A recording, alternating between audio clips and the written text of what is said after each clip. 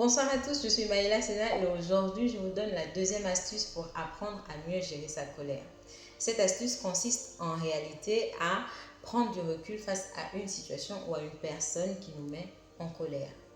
Comment ça se fait en pratique? Lorsque vous sentez la colère monter, vous prenez vraiment la distance avec la situation ou avec la personne. Ça veut dire que physiquement, vous vous éloignez ou alors émotionnellement, vous trouvez le moyen de vous éloigner de la situation qui vous met en colère.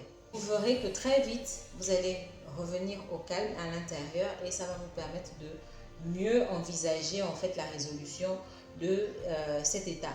Prendre du recul face à une situation vous permet de mieux envisager les choses, de prendre tous les contours de la situation et de mieux réagir. Une fois, je suis arrivée en retard à mon travail et le vigile à l'accueil me l'a fait remarquer.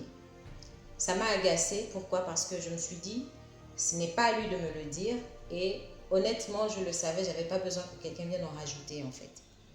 Sur le coup, je n'ai pas répondu. Je suis allée à mon bureau, j'ai commencé à vaquer à mes occupations. J'ai pris le recul nécessaire face à la situation et puis je me suis rendu compte en fait que si j'étais énervée, c'est parce qu'il avait mis le doigt sur une vérité que je n'avais pas envie forcément d'entendre de la bouche de quelqu'un d'autre. Et c'est ce qui arrive souvent, très souvent, quand vous êtes énervé, c'est parce qu'on a mis le doigt sur quelque chose que vous savez qui est vrai, mais que vous n'avez pas envie d'entendre quelqu'un vous le dire en fait. J'ai compris que ma colère, elle venait de là. Ça m'a permis de prendre encore plus la hauteur par rapport à ma réaction. Est-ce que finalement c'était justifié d'être en colère?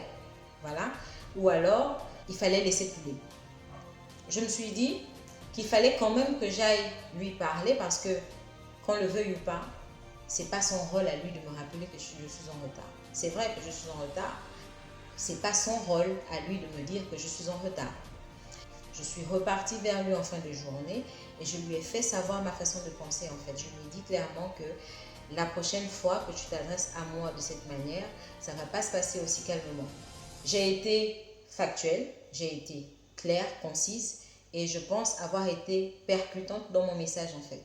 Et là, je peux vous dire que jusqu'à présent, je n'ai pas eu d'autres problèmes avec ce vigile.